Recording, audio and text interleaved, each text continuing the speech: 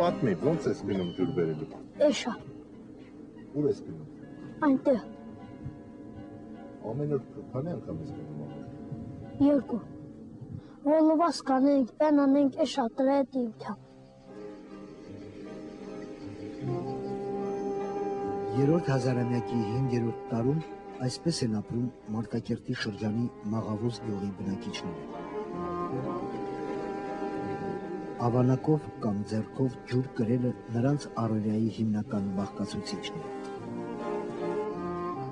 Մաղավուզը Մարտակերտի շրջանի առավել տուժած բնակավայրերից է։ Պատերազմի ժամանակ գյուղն ավերվել է ամբողջությամբ։ Բնակիչներն ավելի քան 1000 մարդ ստիպված են եղել հեռանալ։ Պատերազմից հետո նրանցից միայն 300-ն է վերադարձել։ Մաղավուսցի Վազգեն Գրիգորյանը զոհվածի հայր է։ Նա ասում է, թե մարդկանց հիմնական խնդիրը խմելու ջրի պակասությունն է։ Դե որ ջուր չինի, թորը նայում եք, անձերի եկա կոլոխանը, անձերի շու եկա, պիտի շալակավ տնակ ջուր բերի։ Ու մեխանիզմ ունի, տրակտոր ունի, տրակտորով չանով, ումն էլ չունի շալակով։ Օրինակ ես մի զոհված հերեմ 3 աղջիկ ունեմ, թորներս իմից մոտ են։ Իմ թորներս ես շալակով իշքան ջուր պիտի լված անե, շորը մաքրի լողանա գնա մաքրուշ դուպրոց։ Մաղավուզի գյուղապետ Ալբերտ Ավանեսյանն էլ ասում է, թե բնակչությունը կրկնակի կամ գուցե ավելի շատ կլիներ, բայց չեն գալիս հիմնականում ջրի պատճառով։ Որովհետև որ գալիս է, տեսնում է դրությունը սենց ասում է, մնանք ինչ անենք, այստեղ չկա, ինչ ապրոս կասը որ մնանք։ Գյուղապետը մտահոգված է, որ խմելու ջրի պակասությունից եղած բնակչությունն էլ մի օր կհեռանա։ Ժողովուրդը չեն կարողանում իրանց տեղը գտնվել է հիմնական։ Այսա քանի տարի արդեն սպասում ենք, որ այդ հարցերը երբ պիտի լուծվի,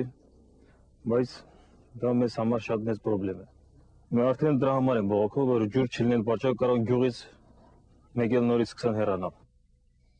Թմբուկ զարկեցեք հայոց սարերում, խաղաղորերն են, իջել մայր հողում, զարկեցին քաջեր, չունին քունդաթար, Աստված վկայը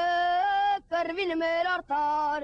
Մաղավուզը մեկն է Մարտակերտի շրջանի այն բնակավայրերից, որտեղ աղբյուրից ջուրը տուն են հասցնում ձեռքով կամ ավանակների վրա բարձած, բայց ցավոք միակը չէ։ Խմելու ջրի խնդիր ունեն Մարտակերտ քաղաքն ու նրա ենթաշրջանի մի շարք գյուղեր։